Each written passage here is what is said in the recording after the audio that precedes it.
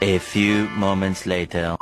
Utakuja kesho? Siwezi kurudi yani huu muda wako bora isibaru kalima, unajua tumia nguvu nyingi kuliko yangu. Sisi ni rahisi lakini sio rahisi. Itakuwa mwenyekiti sio muda.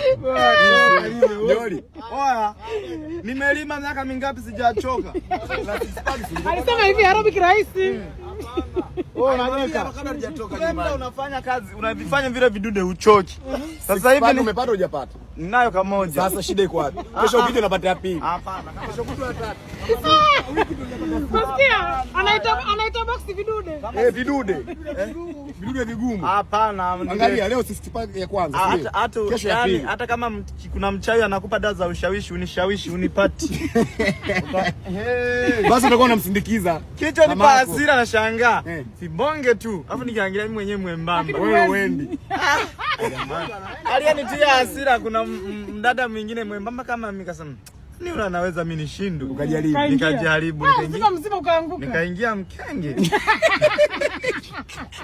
Na ukashangaa. Nashukuru amenileta. Kwa sababu angekuwa ananionyesha tu kwenye simu eti ni. Alikuwa anamshana, anasemaje KP? Vyepesi hivyo. Na mimi nikifika pale kama. Na mimi nimefika. Sasa kurukaruka mazoezi gani hayo? Nimefika nikamuuliza lakini sisema ni rahisi. Hebu naomba nikukosee heshima. Wewe bonge Chimakeke ana kazi. Sio kapumzio. Bonge. Kumbe ndo mnafanyaga hivi bonge. Ndo bado sasa pale ndo kitu. Aise, hapana. Kwanza mmekuja saa ngapi? Tumekuja saa 12:30 sisi. Hiyo ni nusu. Mimi vitu vyangu ni vyuma baba. Sasa ndio ukija tunapiga vyuma. Mmoja ananyanyuka na mwili chini kinamnyanyua. Hapana, vyuma vinaniogopa. Basi sasa tutakufundisha vyuma serious. Vyuma baba. Au unasemaje? Lakini sasa mbona kama kifua kinaumia sasa hivi? Sasa ndo tumeanza yani kwa sababu sinafu zinaweza. Hakina madhara. Hakina madhara.